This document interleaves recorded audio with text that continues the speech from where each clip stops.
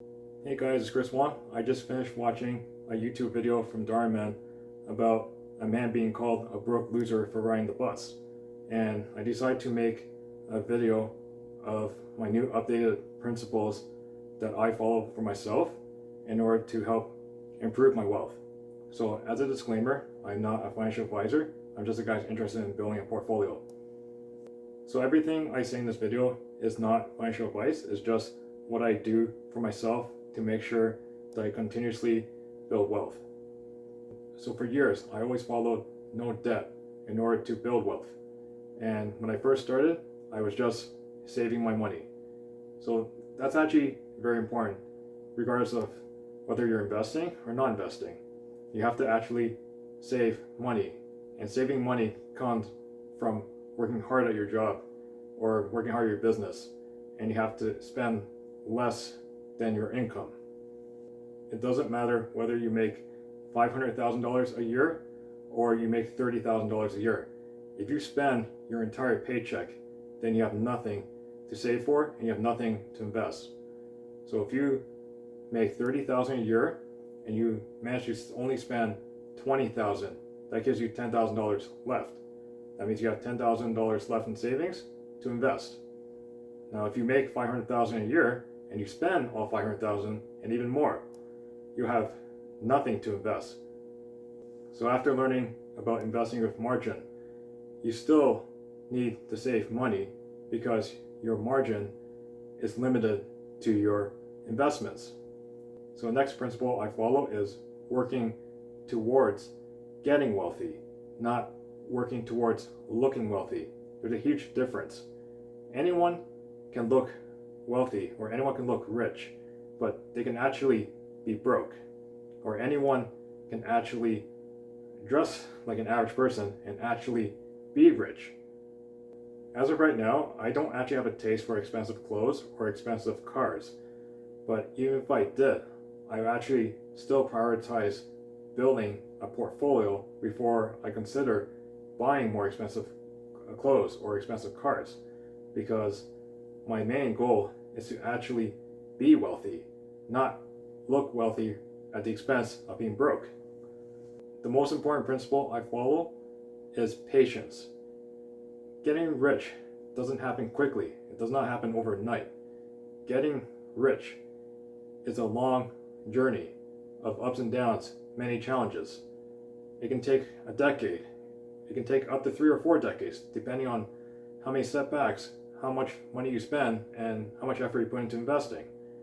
If you're going to prioritize investing and you have a high paying job, sure, you can get to a $1 million portfolio in like 10 years.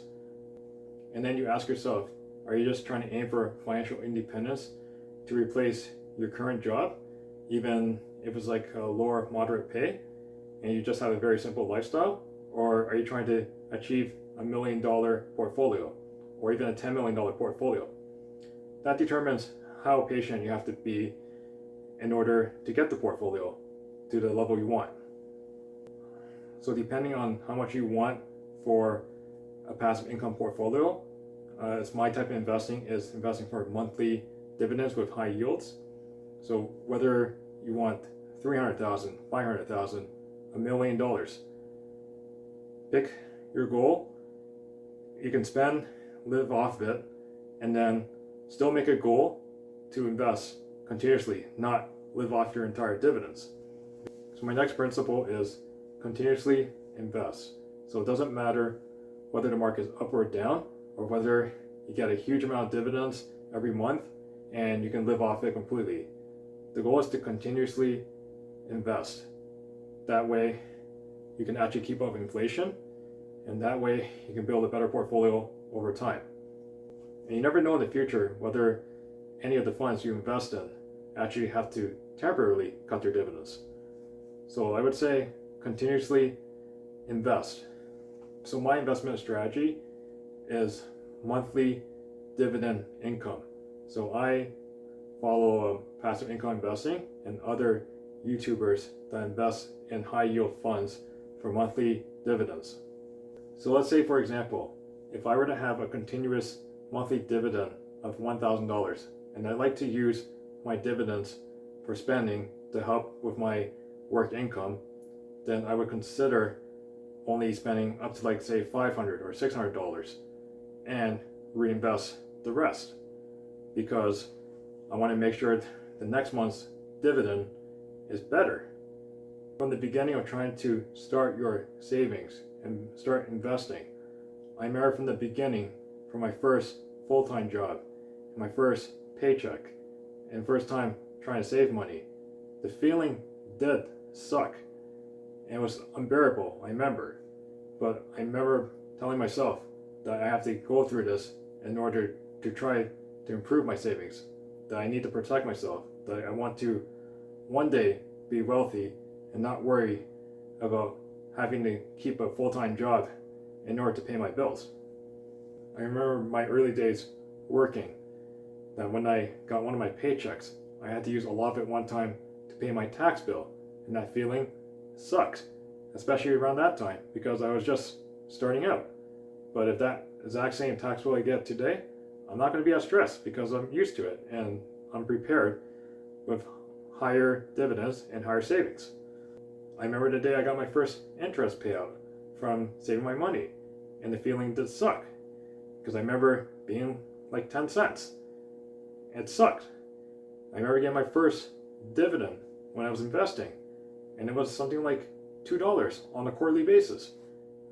I remember telling myself not to give up, that I have to keep trying, I have to keep on progressing, try new ways. If some ways fail, then find a new way. The final principle I have for this video is learn to focus and do things for yourself. So just because you get criticized, you get made fun of from other people, that you want to focus on investing and trying to get rich, especially if you work a lower paying job, it doesn't mean you have to listen to them. It just means you're not around the right people. So whether they have good intentions or not, you have to make it a goal to just focus on doing the work for yourself. And if they keep criticizing you, you just have to learn to filter it out. And if they don't want to hang out with you just because you're not willing to spend money that you don't want to spend, then they're not the right people to hang out with. I'm not saying don't have a social life in order to build your portfolio, but still hang out with people who actually bring value to you.